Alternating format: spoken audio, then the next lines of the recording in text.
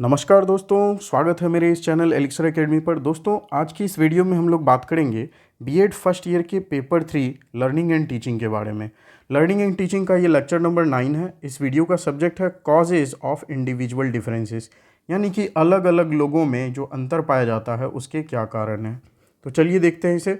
Individual differences refer to the variations and distinctions observed among individuals in various psychological, physical and behavioural attributes. यानी कि individual difference से ये तात्पर्य है कि अलग अलग लोगों का जो मानसिक बनावट होती है, जो उनकी शारीरिक बनावट होती है और जो उनका बिहेवियरल होता है, जो उनका व्यवहार होता है, इन सब चीज़ों में जो अंतर देखने को मिलता है, आज हम सब देखेंगे कि वो उसके कारण क्या हैं। ठीक, these differences are influenced by a combination of genetic, environmental and experiential factors.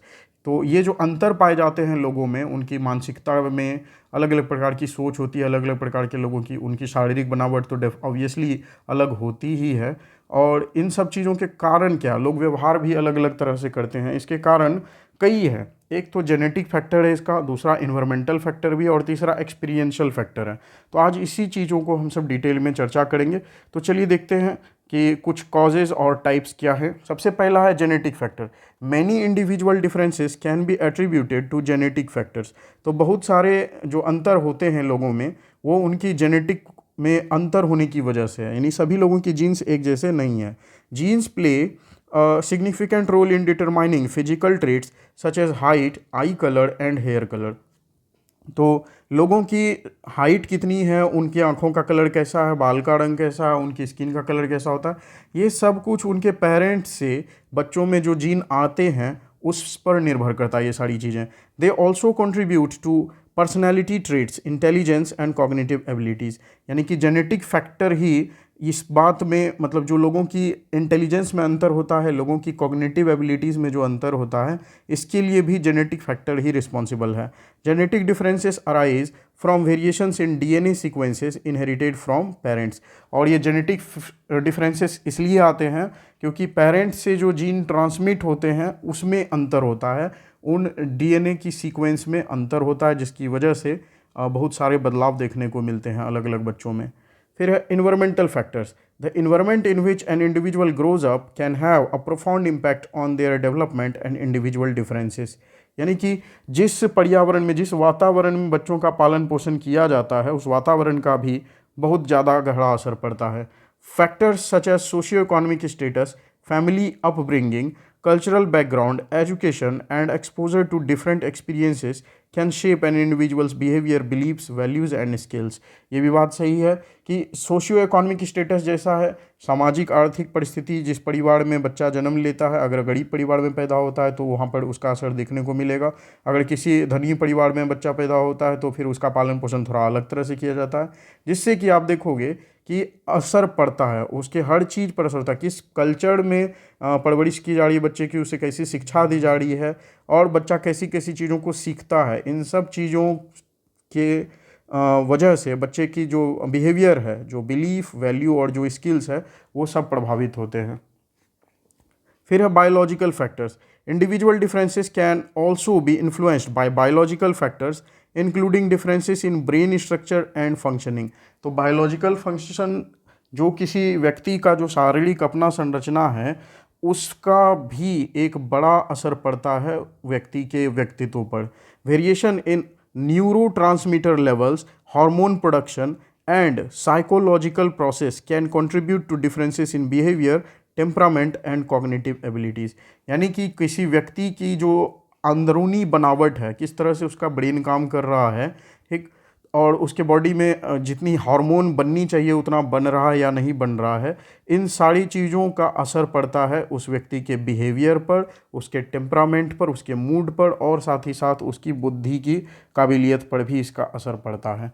तो हमने इस तरह से अभी 3 फैक्टर्स देखा फ्रेंड्स, एक तो जेनेटिक फैक्टर, दूसरा इन्वायरमेंटल फैक्टर, तीसरा बायोलॉजिकल फैक्टर। ये सारे फैक्टर का असर पड़ता है किसी व्यक्ति की पर्सनैलिटी अलग अलग होने में। तो इंडिविजुअल डिफरेंसेस में अब देखते हैं चौथा एक फैक्टर है cognitive differences. Individuals exhibit variations in cognitive abilities including memory, attention, problem solving skills and information processing. यानी कि हर एक व्यक्ति की जो कॉग्निटिव एबिलिटी होती है वो भी अलग अलग होती है। हर व्यक्ति की याददाश्त क्षमता, किसी इन्फॉर्मेशन को रिकॉल करने की काबिलियत, प्रॉब्लम सॉल्विंग स्किल्स, ये सब कुछ अलग अलग रेट से काम करता है। सम इंडिविजुअल्स में excel in certain cognitive task such as mathematical reasoning और verbal comprehension, while others may excel in spatial reasoning और क्रिएटिव थिंकिंग।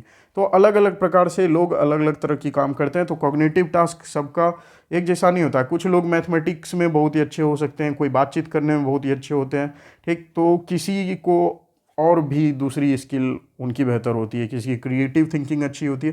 यानी हर व्यक्ति अपने दिमाग का एक तरह से यूज नहीं करता है, सबकी अलग अलग तरह से कॉग्निटिव एबिलिटी डेवलप होती है। नेक्स्ट है पर्सनैलिटी डिफरेंसेस।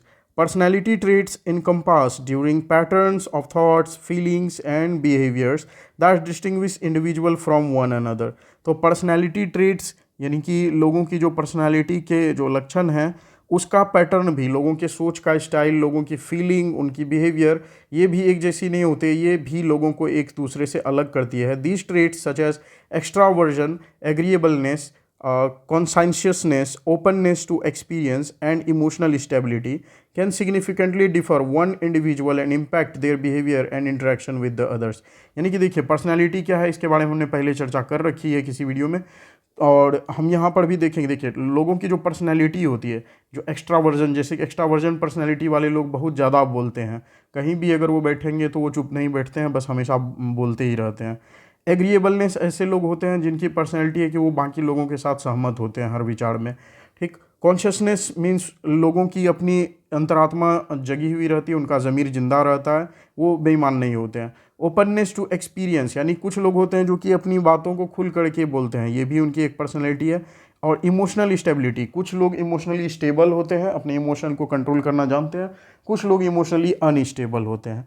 तो ये सारी चीज़ों का असर पड़ता है लोगों के बिहेवियर पर, वो किस तरह से लोगों से बर्ताव करते हैं, इन सब चीज़ों का असर पड़ता है उस व्यक्ति की पर्सनैलिटी का। यानी कि पर्सनैलिटी की वजह से भी, पर्सनैलिटी में अंतर होने की वजह से भी लोगों में अंतर पाया जाता है। फिर है emotional differences. Individuals differ in their emotional responses and emotional regulation strategies. यानी कि अलग अलग प्रकार के लोग अलग अलग प्रकार से अपने इमोशन को कंट्रोल करते हैं, मैनेज करते हैं। Some individuals may be more prone to experiencing intense emotion while others may exhibit greater emotional stability. यानी कि कुछ लोग ऐसे होते हैं जो कि बहुत ज़्यादा इमोशनल होते हैं, और कुछ लोग ऐसे होते हैं जिनमें इमोशन की बहुत ही ज़्यादा कमी होती है, वो स्टेबल होते हैं। Variations in emotional intelligence, empathy and coping mechanisms contribute to individual differences in emotional functioning. यानी कि लोगों की अपनी इमोशन पर जो अलग अलग प्रकार से कंट्रोल रहता है, इसकी वजह से भी लोगों में अंतर देखने को मिलता है। नेक्स्ट है social and cultural differences. Social and cultural factors shape individuals differences in beliefs, values and behaviours. यानी कि सामाजिक और सांस्कृतिक फैक्टर किसी व्यक्ति में अंतर बनाता है, उसके विश्वास कैसे होते हैं, वो किन बातों को मतलब वैल्यू देता है, और उसका व्यवहार किस तरह से होगा, उसकी पर्सनैलिटी कैसी होगी, इस पर सोशल और कल्चर फैक्टर का बहुत असर पड़ता है। Cultural norms, socialisation process and societal expectations influence an individual's identity, world view, communication style and social interaction. तो सोशल और जो कल्चरल डिफरेंसेस देखने को मिलते हैं, इसकी वजह से किसी व्यक्ति की जो अपनी पहचान होती है, दुनिया को देखने समझने का उसका नज़रिया जो होता है, उसकी भाषा जो होती है, ये सब कुछ अलग अलग होती है। समाज और कल्चर का असर पड़ता है व्यक्ति के इन सारे पहलुओं पर। These differences can be observed in areas such as communication patterns, gender roles and cultural practices.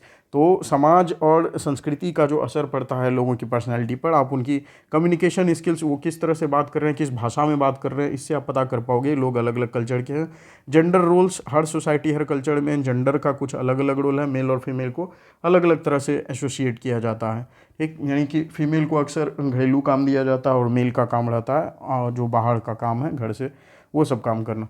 तो इन सब वजह से भी कहीं ना कहीं पर्सनैलिटी अलग देखने को मिलती है लोगों की।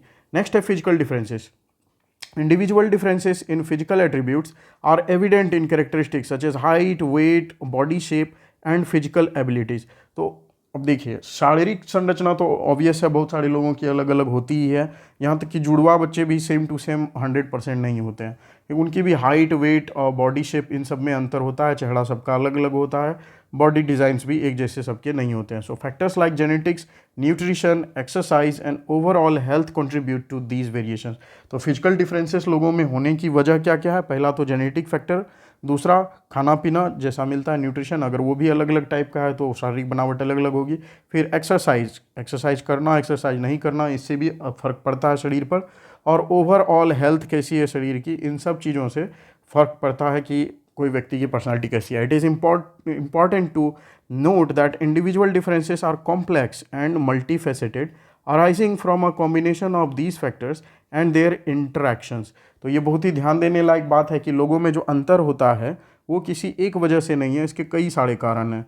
Understanding and appreciating these differences can promote tolerance, inclusivity and better interactions among individuals in various context. तो इस तरह से लोगों में जो अंतर पाया जाता है, इसको अच्छे से, इसके कारण को ठीक से जानने से लोगों में टॉलरेंस आता है एक दूसरे के प्रति, लोग और ज़्यादा इंक्लूसिव बिहेव करते हैं और अच्छे से इंटरेक्ट करते हैं, एक दूसरे को बेहतर समझ करके, एक मिलजुल करके एक अच्छा सोसाइटी बनाने में हेल्प करते हैं।